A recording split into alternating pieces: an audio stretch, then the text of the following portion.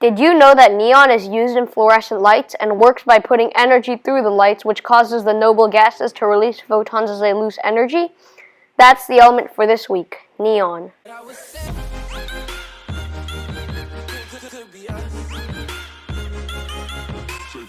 Hey guys, it's the Ultimate Guide, and today I present you with the element neon.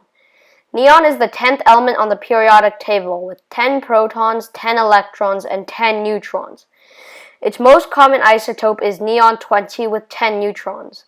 Other stable forms of neon are neon-21 with 11 neutrons and 0.27% of neon, and neon-22 with 9.25% of neon and 12 neutrons. Its atomic mass is 27.1797, and its atomic number is 10. Its density is 0.000825 grams per cubic centimeter as it's a gas, and therefore very spread out.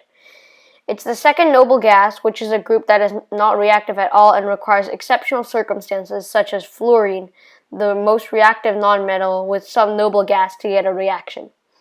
Neon melts at negative 248.59 degrees Celsius or negative 415.46 degrees Fahrenheit and boils at negative 246.046 degrees Celsius or negative 410.883 degrees Fahrenheit. Although neon is the fifth most abundant element in the universe, its concentration is about 5 parts per million in the air.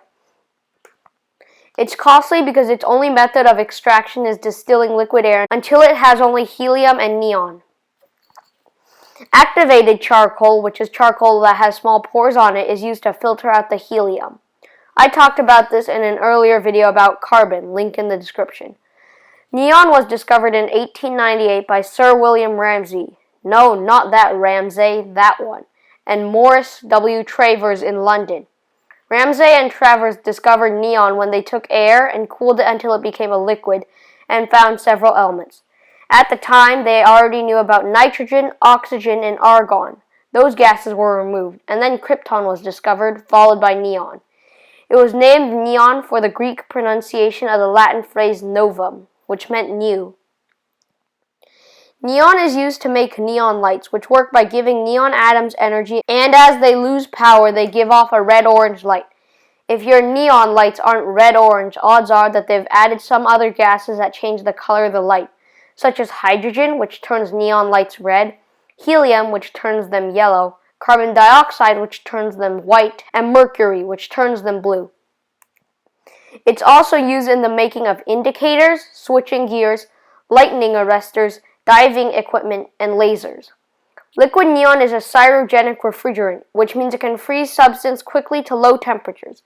It has 40 times the amount of refrigerating capacity than liquid helium, which means liquid neon can freeze 40 times as much stuff as liquid helium. Some interesting facts about neon are that it is so rare that it takes 88,000 pounds, or 39,916 kilograms, of liquid air to yield 1 pound or 1.8 kilograms of liquid neon.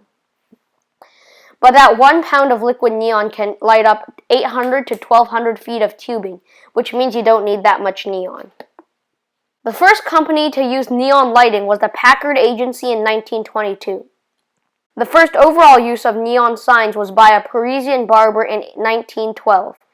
Another interesting fact about neon is that the average new house in the United States has about 2 pounds or 0.9 kilograms of neon, which means it would take 176,000 pounds or 79,832 kilograms of liquid air. That means it would take a 7.6 meter or 8.3 yard cube of liquid air. Okay, that's it for this episode of An Element a Week. Be sure to like, subscribe, share, and comment for more awesome science content. Thanks for watching and have a great day.